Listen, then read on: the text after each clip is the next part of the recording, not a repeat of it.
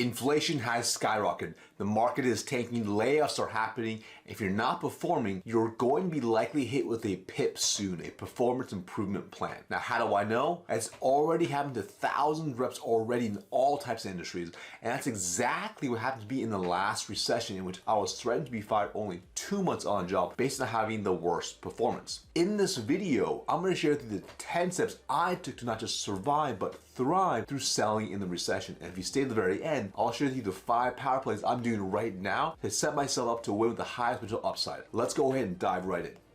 So the first thing we want to dive into before I go into the 10 steps is understanding how we want and desire things, what our basic needs are as human beings. And I'm going to reflect back onto Maslow's hierarchy of needs. So if you're not familiar with it, at the very base level, at the very bottom, the first thing we all need is physiological, which meaning we need to just be able to survive, meaning we need to breathe, have food, water, sex, sleep, etc. That's a very basic survival, just survive for anybody. Once we have the need taken care of, then we go to the next state, which is safety, which is we want to feel secure with our body, employment, resources, morality, etc. And then we want the next level above that, what more? We want to have love and belonging. We want to have friendship, family, sexual intimacy. And once we have that covered, or we're progressing towards that, then we're going towards esteem, which is self-esteem, confidence, achievement, respect of others, and then eventually to self-actualization, which is morality, creativity, spontaneity, lack of prejudice, acceptance of facts. And the reality is if you are being threatened by a PIP, or when I got threatened by a PIP, I suddenly no longer had that red, the safety, the security. I didn't have that safety. It made me want to do things that were very reactive. So when you understand this, these next 10 steps I'm going to share with you, some of them may seem almost counterintuitive, but they are things that personally help me, and I hope they help you as well. So let's go ahead and dive right through it now. So first off, in the 10 steps I took to thrive. So the first off is number 1 is controlling the controllables. Now, when I had bad results and when my boss threatened me with that PIP, I blamed everything else except for myself. All right, I blame the economy, I blame the market crash, the bad territory I had, the smaller territory I had. I blame that bad CRM data. There was really no CRM data. I blame my boss for being bad. I blame the lack of training support. I blame the lack of marketing, high unemployment, rising inflation. I blame the business owners I was talking to. I was new to the industry. I had no pipeline, no inbound leads, no purchase data lists, no product market fit, etc. I blame literally everything. And that's where I first started. And reality is, when you blame everything, what happens? Nothing happens. You don't do anything. And what I didn't realize was, when you see this image on the screen here, I was having a very reactive focus, because there's a circle of influence with stuff you can't control, and there's a circle of concern. And I was living in the circle of concern in which I'm looking externally and I'm blaming everything else, meaning it's very reactive to the situation that I'm in. And what happens is the circle of influence starts compressing. And what this actually looks like in real life is really this, is like just waiting, taking zero action, being reactive, and just hoping someone or something will save me. And this is what a majority of people do, especially when they get put on a performance plan, or the recession hits, or something bad happens. This is what I did. This is what I did at first. I took zero ownership. But then I realized I can't control all those things I mentioned up here. I can't control all those things. The only thing I can really control is this right here, which is how I personally react and respond to the circumstances I'm given. How do I act and respond to the cards I'm being given? That's all I can really deal with. And when you understand that and you start internalizing that, then you are actually able to do something about it. Because instead of being a victim, you start thinking about what can I control. And you can take a look at the same, very similar image, but on the flip side here, with the circle of certain things you can't control, you start focusing on this lighter blue, the circle of influence, which is the stuff you can control, which is really, really important. And we focus on stuff you can't control. What happens is this circle expanding, it gets bigger and bigger, and it starts squeezing at the circle of concern. What this actually looks like now is identifying exactly what's controllable and taking massive action. This is 100% extreme ownership. This is wildly powerful, right? And this is what the first stage I had to first go through, and just admit to myself, what can I control, what can I not control? Because based off that, then I had facts, and off the facts, I could actually start taking action. And then when you compare these two images here, they look almost the same, but where do you want to live? Well, I first started living out here in this dark navy blue circle of concern. It started squeezing what I just didn't think I had any control at all. And then once I realized I can only control what I can't control, I started focusing on my circle of influence. As we can talk further in the rest of these steps, you'll see the rest of the steps I focus on next are focusing on the circle of influence. What can I control? Because remember, you can't control the market, you can't control the economy. All you can control is how you act and respond to it. Now, the first step I had to take is just own it and look in the mirror. Now, once once I had this dialed, right, once I realized, I then proceeded into number 2, which is step number 2, which is future pacing. And this is really, really important because scared Marcus, right, scared Marcus that's living in the circle of concern, in this outer bubble, would just do this, keep working hard and hope things just turn around. Just kind of hope, I hope this turns around, hope a deal falls in my lap, I hope I get some sort of lead, I hope something kind of goes my way, I hope I get a little bit lucky. Now, when you're future pacing, you think about the best version of you. And the best version of Marcus, what would the best version of Marcus do in that same situation after getting that then for the pit, which is controlling what I can't control to give myself the greatest upside potential, right? And really what that means is living in that circle of influence, but also what it really means is imagining 10 years down the road, being wildly successful, having achieved all things I want to achieve in life, looking back now, what decision will I make right now? Because when you think about in your current situation in your own life, all the results that you currently have right now, they are a result of all your past decisions leading up to this point, good, bad, or indifferent. Whether your results are good or bad, it does not matter. It just, everything you decide up to this point has led to what you are today. And if you want to get different results or better results, that means better decision making and changing the way you think and making different decisions. And after I took step 1, I realized I could control controllables. Step 2 is future pacing. It was thinking, okay, what would the best version of me do right now? Because the best version of you does different things. They take different responsibility, they take action, they do things made way differently, and they process differently. So that was really important for me to personally understand that. And it's looking back now, it's thinking, okay, where would I focus my energy? You know, looking back, best version of me, where would I focus my time right now? Where would I allocate resources? Where would I invest? What decisions would I make right now to give myself the greatest possible upside 5, 10, 15, 20 years down the road, right? And ultimately, what would the best and most successful version of me do right now? And that's really important to understand and to really internalize, because this allows you to make the best long-term decision and not a short-term decision. All right. And ultimately, the decisions I make today determine my future tomorrow. Thus, everything I do right now has to be aligned with my future self and not my current self. So that was number 2, was understanding that, right? And next, you might be wondering, okay, that sounds all cool, that sounds all gravy, but what did you actually do? Well, that's where it goes into step 3. What I had to do next was I had to remove the ego and get help from proven sources. And this is something that I personally really struggled with, because I thought I always need to have the answers. I'm like, okay, I should know this already. I've only been here for a couple of months. I should be able to figure this out. The truth is, the most successful people in the world are willing to admit they need help, and they get help, and that's why they're successful, versus those who have an ego, which I definitely had that ego. I was not willing to do that. And there was multiple stages to this, right? Because it wasn't like I sweat and like just hire a bunch of people. First off, it was internally, right? You get internal mentors. And here's the thing, at the company you're at, there are probably people at your company who have been really, really successful consistently, and they know what they've been doing that has made them successful. Those are the best mentors to go talk to. But here's the thing, because they're so successful, they do get a lot of requests from other people that want their time, they want to know their secret sauce, they want to know what they're doing. So they usually say no a lot. So some of these most elite people, you really have to earn the right to have their time. You have to show up consistently to be able to prove to them that you're even worth it, you're going to take action, right? And that's really important. And when you internalize this is really powerful for helping you, making sure that you are actually even doing your best to try to attract a type of internal mentor. That's the first piece. And that was the first thing I did, right? Because they had already saw that I was working really hard, albeit my results were not good, but they at least knew I was trying really hard. So I was getting internal mentors, people within the company who were dealing with the same circumstances I was dealing with, but they were way more successful. And I knew I could learn from them too. And that's the first thing I started doing.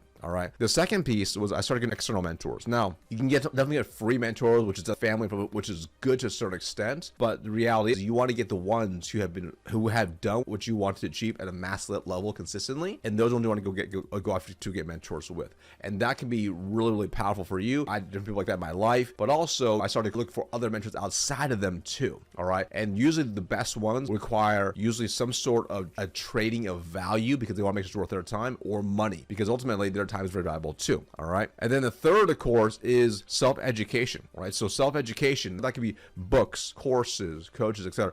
So at the time, podcasts weren't as big, YouTube wasn't as big. So I went heavily into like books, courses, conferences, coaches, right? And that was really important for my own personal growth, because it helped me sort of expand and just get in different ways of thinking, different mental models and just different perspectives. But also it allowed me to see around the corner. And that was really, really important, right? So even going to a very expensive Tony Robbins conference in 2007 was invaluable for me to be surrounded by high energy people who also wanted to do so much more despite what was going on in the world, right? That was important, right? Another really good example is a few years even after the recession, right? After kind of, was able to kind of push through, have success, etc. I decided to get my master's, my MBA in 2009, a couple of years later after this. And I went and took a loan out, and I really want to improve my business acumen. It was, education is important to me as well. I'm not saying you have to go get your MBA, but I'm just giving you another example how I didn't rely on just thinking I could just kind of figure it out. I wanted to cut on some time tax of tuition as trial and error. So that was really important, all right? And that really ties into the last point, which is when you really think about this, the biggest cost you'll ever have in life is a time tax of learning and opportunity costs. Meaning, this is why so many people will never ever achieve success because they spend all the time just trying to trial and error, but they have no clear context and direction, and that ultimately costs them a lot of time. And time is the ultimate tax because once spent, you never get back. With money, you spend the money, you can always get money back, but not with time. So this is why it can really hurt you if you don't have health improvement sources. That's why it's important to me. But also the second biggest cost is actually opportunity costs, right? I knew the longer it took for me to figure this out, the more I'll lose in deals, opportunities,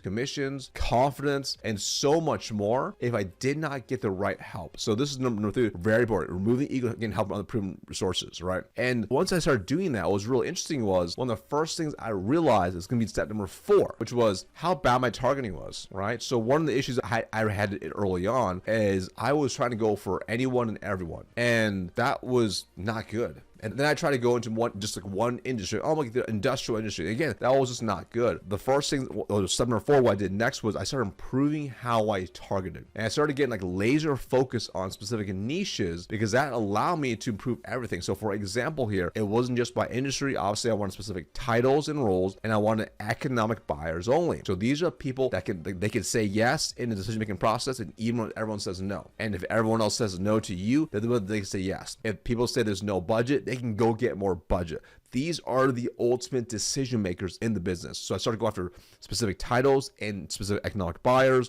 I started going after specific business sizes, geography, also psychographics, etc. And this is really important because this allowed so many things because it had tighter messaging that resonated, right? I became an industry expert in that specific ICP, ideal customer profile. My confidence started going up because of that. So that made me better on the sales calls. I had more meetings, more deals, etc. So for example here, if I sold, say, some sort of delivery software for delivery drivers, well, there are so many businesses out there, but what if I decided to target specifically, I started targeting businesses doing at least 20 million a year in sales. They have a fleet of at least 15 vehicles, so they have at least 15 drivers. They deliver in local geographic area, and they deliver in residential areas, and they've been in business for at least 5 years. Interesting. So now it's pretty specific, right? So it's I'm niching down, and this allows me to have better messaging and better everything else for my phones, for cold calling, for emails, to direct messaging, to if I want to put a content. It all just ties together, made it so much simpler and easier. So that's one of the first things I did because that really helped me niche down on everything and make it way better. All right. And the next thing I had to do, which really helped me as well thrive in the economy or in the recession, was also next thing was juicing the pipeline. Now, what's interesting is when you think about this, this is one of those things where it seems so simple, but it's simple to say, it's easy to say, and just easy to not do. Right? Because if you think about all the things you can't control that I mentioned earlier, right? All these things up top that you just cannot control, right? You can't control those things. Okay. And if you just add other things too, such as, for example, decision makers changing or getting fired. You can't control that. Companies losing funding and cash flow. You can't control that. Overly cautious decision making personality types.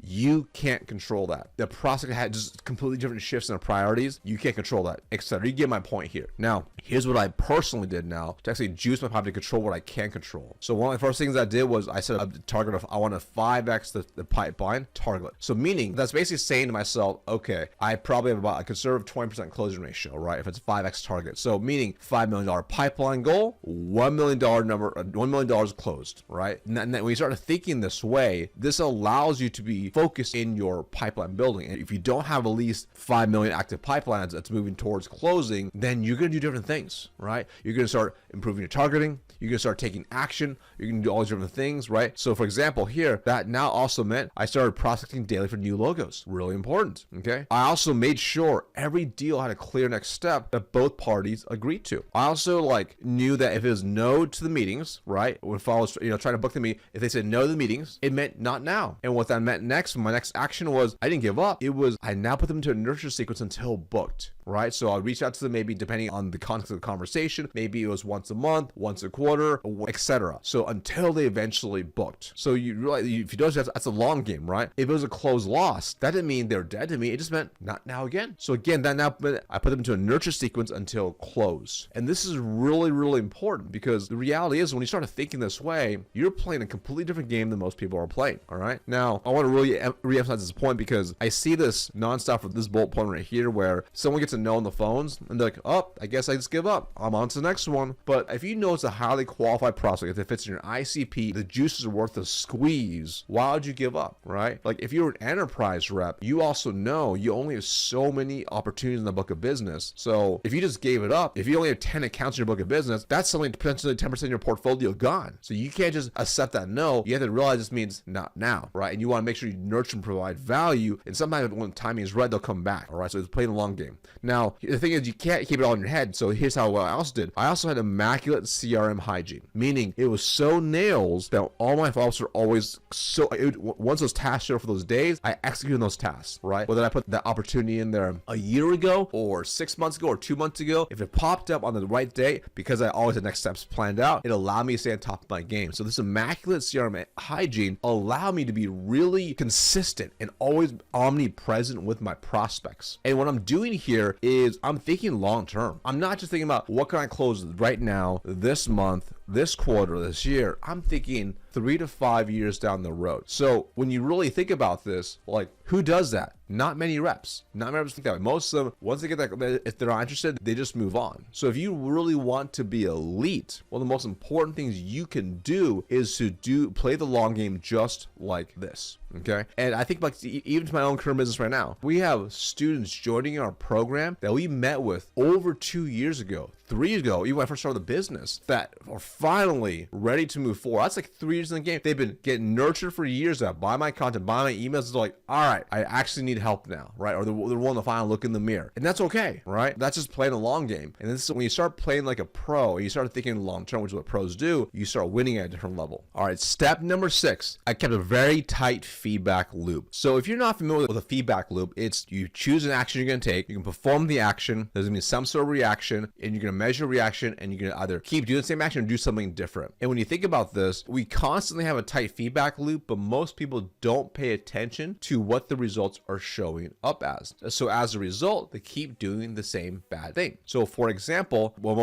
many people go to sleep late. Maybe they're on their phones late by their bed, they're scrolling through their phone, looking at whatever, and they go to bed late. And then what happens is they go to bed late, they have to wake up early, go to work, they wake up, they're tired, they didn't get enough sleep, and then they work all day, they get home, they eat dinner, they're on the phones again late at night, and they rinse and repeat, and they're tired every single day, not getting enough sleep. When you really actually force yourself to pause and think, it's like, oh, okay, interesting. Like when I decide to have my phone by my bedside and I'm scrolling social media and TikTok before bed, before I know it, I'm wasting a couple hours and I'm tired the next day. So because of that, I should do different behavior, meaning I should not have my phone by my bed, I shouldn't scroll social media, and I should just go right to bed once I get in bed. So when you start realizing this, you can apply this to every part of your life, especially for sales and anything else. And that's what I started doing. And when I started doing this, really increased my self-awareness of what I can control and what I can't control. All right. And again, like most people lack the consciousness of really their own behaviors and actions. So thus they never actually improve. They're not thinking because I did this bad thing happened. They're just like, oh, it's not a big deal. You know, it's like, oh, it's like I didn't prepare for my call blitz today. So my calls were very good. Oh, well, next day, same thing happens. Next day, same thing happens. It's like, oh, okay, well, maybe you should prepare for your call blitz. If that will happen, you actually feel prepared and have more confidence on the calls. I know it's a shocker. I know, but give you some examples here, right? Here's some feedback loop systems that I did back then and I still do, or some variation to this day, that really helped me increase my self-awareness so that I can improve and change my actions to get a better desired result. So for example here, one of the things I did, especially early on after every single cold call, because I was getting beat up on the phones and I was like, what's wrong with me? I'm terrible on the phones. Is after every call, I would just write down a piece of paper, one win, one learning after every call. And you can imagine even after just like 20 calls, you now have a list of 20 micro wins and 20 learnings, and you'll gather some pretty common themes and data that are like, oh, interesting. Like, I wrote down 8 times my tonality is not very confident. How can I work on improve my tonality? Interesting, right? So you start realizing these patterns because you're paying attention. And you can do the same thing for every stage of the sales process, from your discovery to demo. So I started doing this, and the reason I started doing this was I want to uncover the facts of where I stood and how I can improve, right? Another really powerful feedback loop system that I did as well was every deal I lost. Why did I lose that deal? Why was it a closed loss? I had to really look in the mirror. So for example here, if I put down, well, the reason I did not close this deal is because the economic buyer completely shut it down and I didn't get a chance to talk to them. Okay. Average market says, okay, that makes sense. On the next one. Elite market says, what could I do differently next time so this doesn't happen again? What could I do proactively to minimize my chances of this happening? So you start thinking this way again. Now you are focused on living in that circle of influence, and you can change the results. So I'm not depending now on them. I'm controlling what I can control. And this is really, really powerful. So here's some other examples, right? So I'll type feedback loops, right? So I'll tell you what I currently do now. This might help you as well, right? So every single day, every month, I reset new monthly goals for the upcoming month. And then every single night before I go to bed, I pull my phone out in my notes section. I have a notes section for the days, and I reflect on my day. And I think to myself, what are 3 things I did that day that moved me towards my goals? All right, or 3 things I did, and they don't have to be necessarily result based or output based, but 3 things that I did that moved me towards my goal. And here's the funny thing: if I didn't have anything to write, that now means I need to do something different tomorrow. Right? I need better at planning tomorrow. Now, on top of that, then the next thing I write down is what's one opportunity for the day. What's one thing if I look back on the day, I would do differently to get a better result, or something I look at, I'm like, I wish I didn't do that. So again, this forces me to pause and really think about what did I actually do and what could I do differently. And then last thing I write down is what's my focus for the next day. And funny enough, sometimes that focus ends up being what I missed in the priority. So you can see how powerful this is by doing this consistently. This gives you a really tight feedback loop on yourself. And if you are expecting your boss or someone else to do this for you, they're not going to do it. And this is where something I had to personally realize. I had to hold myself accountable. I'd hold myself way more accountable than anyone was going to hold me accountable, right? Weekly, at the end of each week, as part of my reflection, I go through and I write down what decisions I made for the prior week, right? That might have to influence the future. And what's really neat about this is when I look back to even now, decisions I made 6, 12, 2, 4 years ago, sometimes I don't feel effects till months, weeks, years later because of that. So this is why it's so important to take note of these type of things, that it forces you to pause and really reflect, okay? And then monthly, same thing, I reflect on my wins and opportunities, and this really helps me stay focused, but also identify areas for me to really improve on so I can continue working on getting better, because I'm only human. I make mistakes all the time, and my goal is if I can just get a little better every single day, I'll be better off for myself and for my family. So a tight feedback loop was a very important step for me, all right? So, which leads into number 7, reverse engineering my process. Now, number 6 above here gave me clues on how to improve. And then number 7 was thinking, okay, when this undesirable thing happened in my sales process, what could I do up front to engineer or remove it out? And that's to get you started thinking in a different way. So for example here, like if deals are getting stalled out because the economic buyers is not involved, well, number 1, here's controllable, right? Which is number 1, you only target economic buyers, right? I realized this early on. Or if number 2, they make you meet with what's called a technical buyer, which is a person they can't say yes to, but they can say no. Like they're usually going to evaluate everything, and they usually know all the nitty gritty, especially if it's a large organization, right? So if they're the ones involved, it's like, okay, I meet with them, and in that conversation, I'm pushing very hard to really get other stakeholders involved, to actually multi-thread the deal, to get all the right people involved so I can actually move the deal forward. You start seeing, interesting, when these things happen, I got to do a little bit earlier, right? And I see this nonstop happen all the time, even as the time is filming. I literally have students who have made this mistake, and they'll meet with the wrong person who is a champion in the opportunity, which is great. You definitely want that, but the ultimate decision maker, they've never talked to, and deals get stalled out because of that. And once you get to that level where they're already close to the finish line and the economic buyer is not involved, it is hard to get them to bought in, and it's hard to go and try to sell them later on because they haven't been involved. All right, or maybe if deals get stalled because lawyers redline everything. So if early in your process you uncover that lawyers need to be involved with the contract negotiation, etc., how can you get them involved earlier on before you get close to the negotiation part? How can you get them talking? How can you get copies of agreements early on to make sure that does not become a stall after you get to the very, or once you get to the back end, right? Or if deals are getting lost because they don't believe it's worth the investment, right? So especially in times of recession, uncertainty, etc., if you don't do a good job in your discovery before you can present, uncovering that they have a clear cost of inaction, that they don't do anything that will cost them even more, if it's unclear the exact pains and your solution is not necessarily cheap, if you know that to be true, then you know you need to create a massive gap in value up front before you get to even pricing. And this is really important because if it's commonly a thing that's happening nonstop, that means you need to build more value. And I think a good rule of thumb here is, in the situation, is really, can the value you deliver and show them be 10x the price point you're selling at? So for example, if your price point, your average ticket size is $100,000, can you show them how it will cost them $1 million to do nothing? It will cost them $1 million,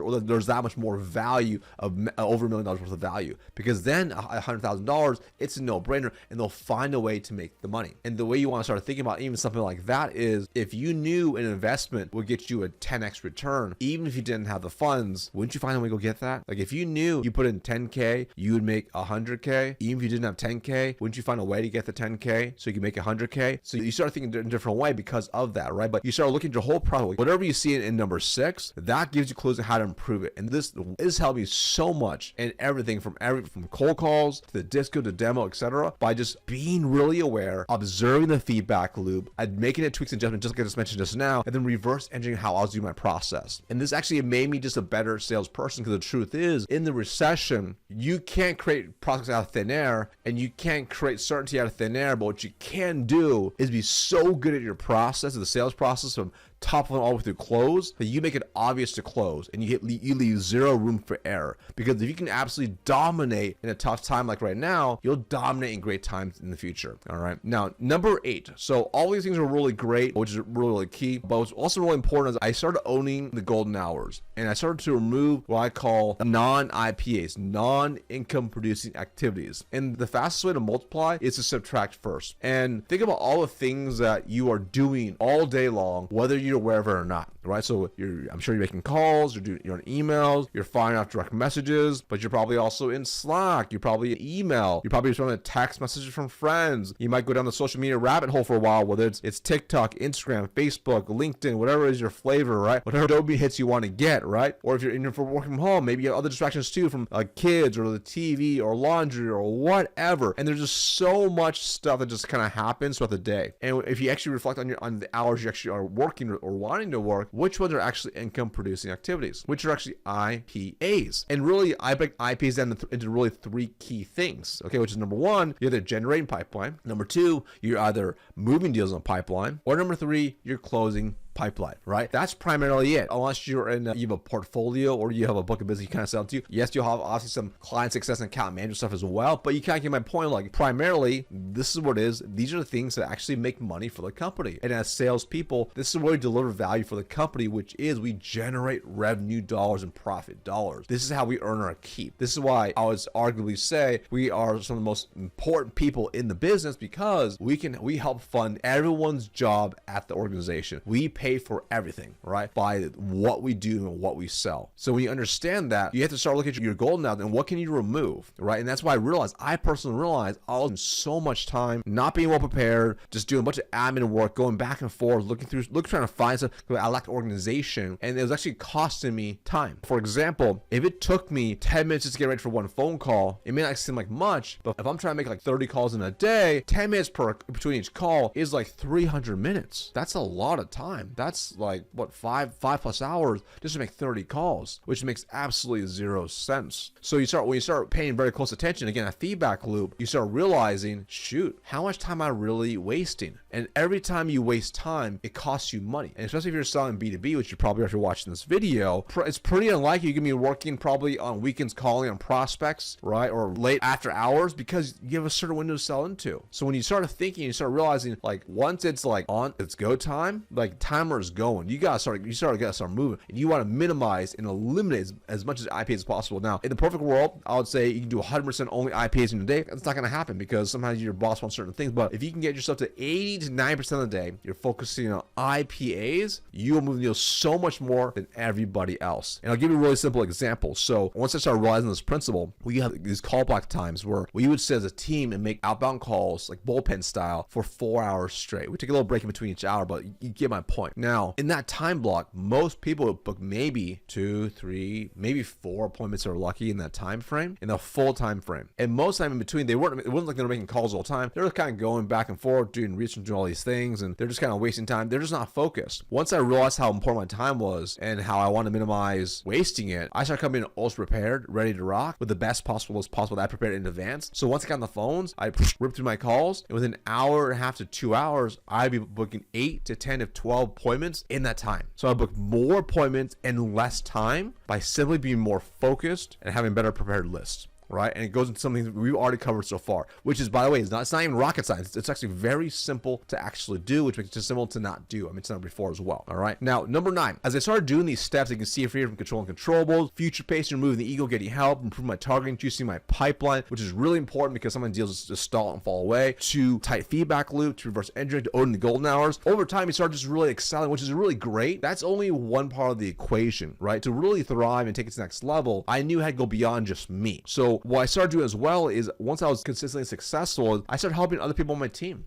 Right? And nobody asked me to do this. I just pull someone aside and just kind of help them, book some meetings, coach them a little bit, give them some tips, and just help them, right? Or get in the field with them and get on sales calls with them. I started helping them. I would train, develop them, not because anyone asked me to do it, it's because I genuinely wanted them to win too, because it's so much more fun when everybody wins. And it's an amazing experience when you can send your whole team President's Club versus just one person. And here's the cool part, right? Here's some of the side effects. So because of that, I saw more camaraderie with my team, which is awesome for me. My bosses saw that, which is, I thought that was really neat. My boss saw it, and it would give me kudos. That made me feel good, right? It actually also made me better at what I did because I had to learn how to explain what I was doing to other people. It made me better as a result, because early when I started having success, like by month 3, like 2 months I was the worst, and then by month 3 I was number 1, and then number 1 for 2 more months in a row. And people are like, "Whoa, what are you doing?" Right? Like, I just saying, "Oh, I work hard." That wasn't a good answer. That wasn't like, I wasn't able to say, "Oh, this is exactly what I did." So by having to teach other people what I did, it made me better. It made me better explaining it, but also more importantly, because I was explaining in a certain way, it made me want to reinforce what I was teaching and saying as well. So I would show up as well because I want to be consistent with what I'm saying as well, which is really important. And because of that,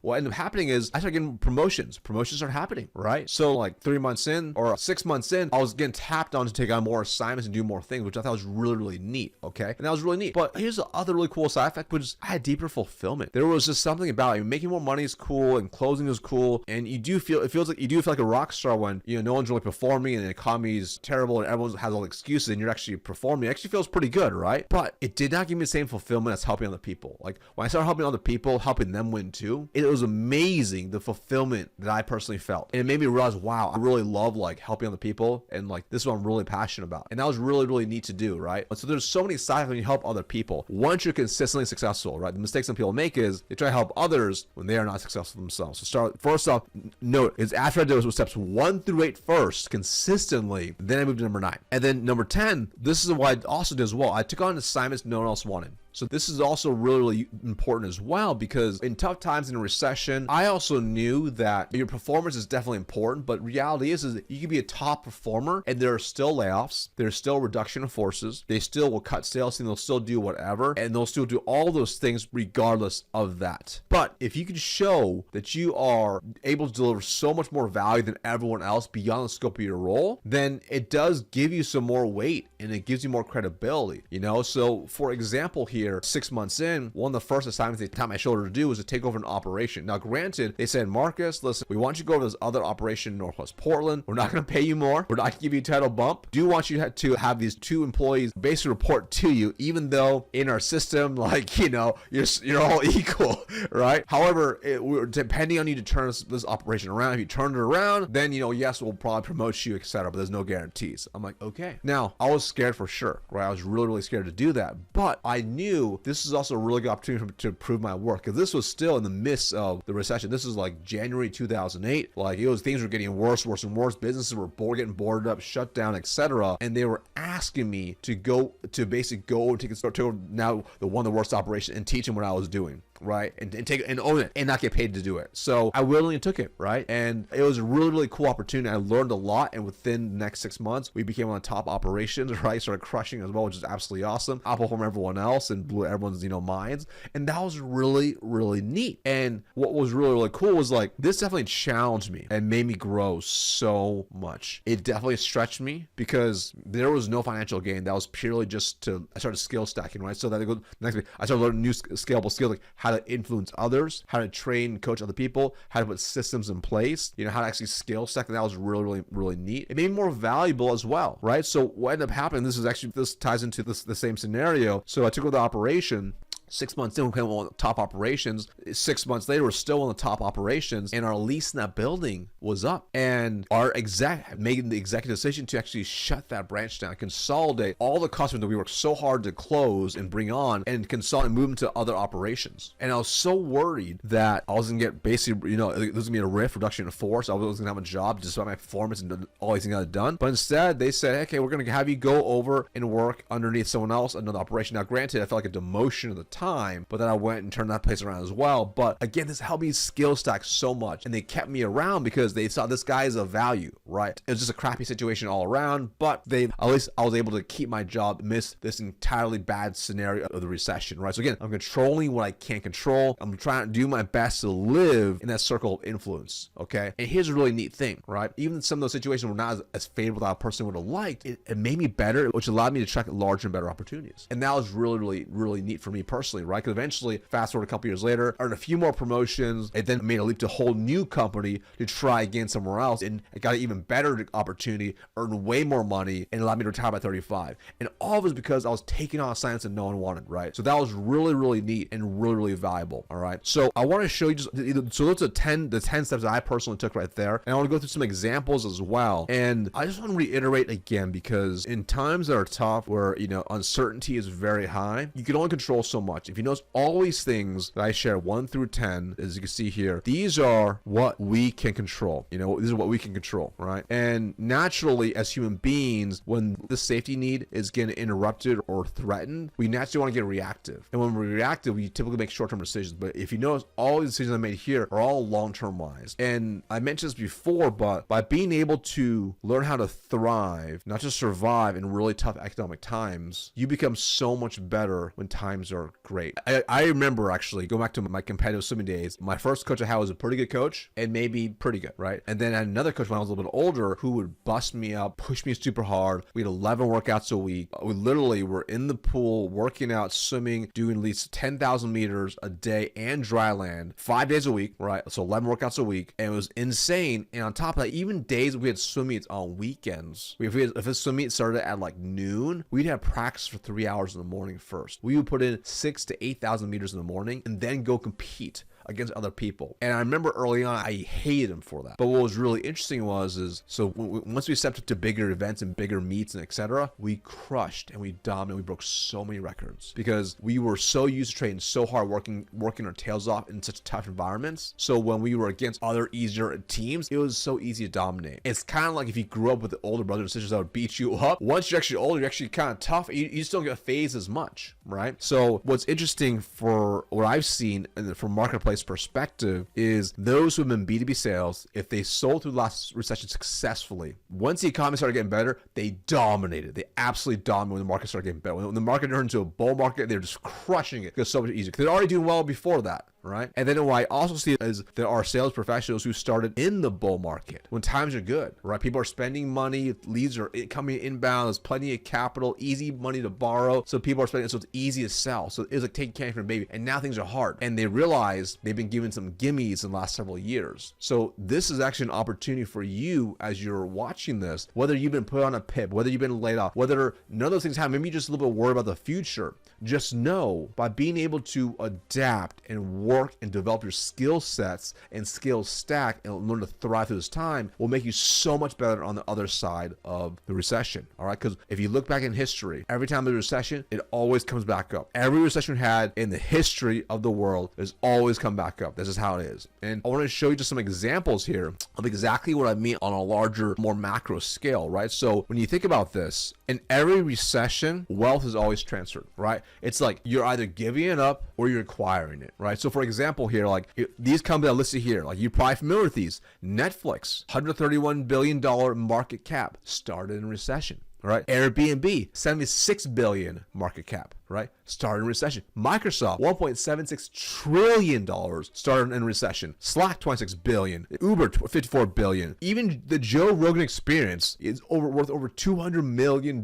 These are all started in the recession. And even when you, like, I just Google company started in recession, there's so many articles about these different, like, unicorns and companies that were started in the recession. And I share this with you because in every recession, anytime there's downtime in the world is an opportunity to truly thrive. All right. And I want to share with you next the 5 things I'm personally going to do that I have been doing as already to help myself have the highest potential upside to thrive over the next 5 to 10 years. And hopefully it'll give you some insight on what you can personally do as well. Maybe it'll inspire you. Maybe it'll give you different ways of thinking. But regardless, my goal is I don't want to just survive the next few years. I want to thrive for not just for me, but for my family, for my community, for other BB salespeople, because I know if we can all thrive, the world is a much better place. And let me just kind of walk through exactly what I'm personally going to do. So number one, the first thing I'm going to do, and I'm already doing, is doubling down on investing in my own mental, physical, spiritual, emotional growth. Really important to me because ultimately, as Warren Buffett says, the greatest investment is in ourselves, right? So for example, in 2022, right, even at the time of this filming, this year, I've already invested over $70,000 into my own growth and development this year. And in a few weeks, I'm about to invest another $36,000 into another mastermind. So that's over $100,000 I'm investing into myself this year for the future, right? So start thinking about that. And some of you might be like, oh, that's crazy. Is that scary? Yeah, it's definitely scary. Of course, there's always uncertainty, but I'm thinking about future Marcus. Marcus 10 years from now, right? Marcus 10 years from now, who probably has less hair. What would he do right now? What decision will he make right now? And I look back to 2007, 2008, 2009, and I definitely wish I invested a lot more. I definitely wish I did, right? I did invest, but probably not to the level I probably could have because I was scared. I didn't have the same mental models I have now to realize that there's always cycles, and those who are able to take on the risks and invest wisely are the ones who always come out higher on the back end. All right. Number 2, I'm doubling down on my business. One of the best investments next to yourself is investing into businesses, right? So for example, I have my own business, right? So we're in process literally right now. I'm investing into enterprise grade software and systems to improve analytics, tracking, customer acquisition, customer success, etc. I'm also hiring too, right? So in the time where everyone's laying people off, cut people, I'm hiring. I hired a systems integrator, right? Who's helping with a bunch of operational stuff. I have 2 new hires that's going to start very, very soon as the time of this recording as well. Personally, for my family, I have to do the hard decisions. I have to, even on certain times, I have to bet on myself, right? So that's really, really important. All right, number 3, I'm doubling down on serving the market. So this is really important, right? This kind of ties to the business a little bit, but for me, I'm so passionate about how B2B salespeople really improve their game and sell, because I know if they can master selling and serving at the highest level, number 1, we can change the game. We can really change how people perceive salespeople. That's number 1. Also, number 2, to sell or serve at the highest level, meaning when we have a great solution and we are actually actively selling to new customers and selling our offering our solution, we're making their company and their lives better. And so why wouldn't we want to do that, right? And that means there's more money flowing into the marketplace and everyone wins. A rising tide lifts all ships, okay? So what I'm doing to help double down the market is I've done some long-term things, right? So like number 1, if you didn't know, I wrote a book, right? So I wrote a book which became a Wall Street Journal best-selling book in like the first week, which is pretty crazy, right? So even though I wrote this book in 5 months time and published it, it was 14 years of making in my head, just going on earning it, right? So that was really important. But also number 2, from doubling down the market, I'm also doubling down on long-form content like this video right here, YouTube, right? So YouTube it's a Google platform, and I'm very bullish on Google and YouTube. So I'm taking the time to invest into creating hopefully high-value videos like this that you're watching. So this way, my market, my target market, my audience can see the value and get better and be able to thrive during this time, whether or not they're a customer or not. And that's really, really important to me. So again, I'm doubling down on the market by doing these type of things. Number 4, I'm doubling down investing into the actual market, the stock market, into cryptocurrencies and real estate, right? Enough said. At the end of the day, it's most people are trying to sell off right now, but when you think about it, people want to buy things at a discount, right? Buy low, sell high. That's what it is right now. So I'm doing my best to remove any emotions from the market as hard as it is, and I'm consistently investing every single week into the market. I got some eyes on some real estate property we're probably acquiring really soon. So I'm doing these things as well because I'm thinking long-term wise, where do I want to be in 5, 10, 15, 20, 30 plus years?